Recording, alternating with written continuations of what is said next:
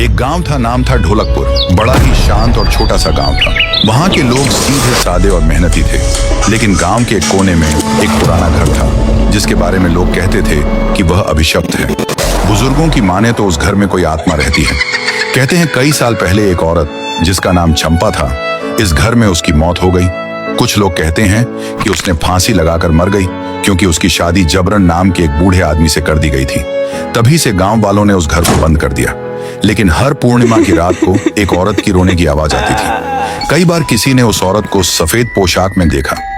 एक दिन गांव का एक नया लड़का अर्जुन, जो इन बातों को अंधविश्वास मानता था, उसने ठान लिया कि वह उस घर के पास रात बिताएगा। उस रात पूर्णिमा थी। अर्जुन ने टॉर्च ली और घर के पास जाकर बैठ गया। शुरू में सब ठीक था, लेकिन आधी रात होते ही अचानक ठंडी हवा चलने लगी। उसके टॉर्च अपने आप बंद हो गई। तभी उसे किसी के कदमों की आहट सुनाई दी। वह घबराया और इधर उधर देखने लगा। तभी उसने देखा एक भूत जो बिना कपड़ों में हवा में उड़ रही थी और उसके सामने आकर खड़ी हुई थी। उसके बाल खुले थे और चेहरा साफ नहीं दिख रहा था। अर्जुन ने कांपते हुए पूछा, कौन हो तुम?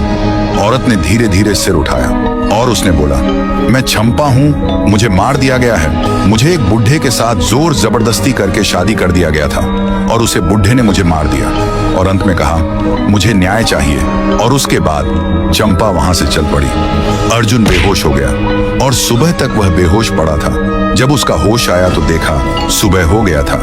गांव वाले उसे बेहोशी देखकर उसके पास आया और पूछा कि क्या हुआ। रात में हुई पूरी घटना सबको बोल दिया। उसके बाद अर्जुन ने गांव छोड़ दिया और कभी वापस नहीं आया। और तब से कोई उस घर के पास नहीं जाता। अब भी हर पूर्णिमा की रात घर के पास से एक औरत की सिसकियों की आवाज आती है।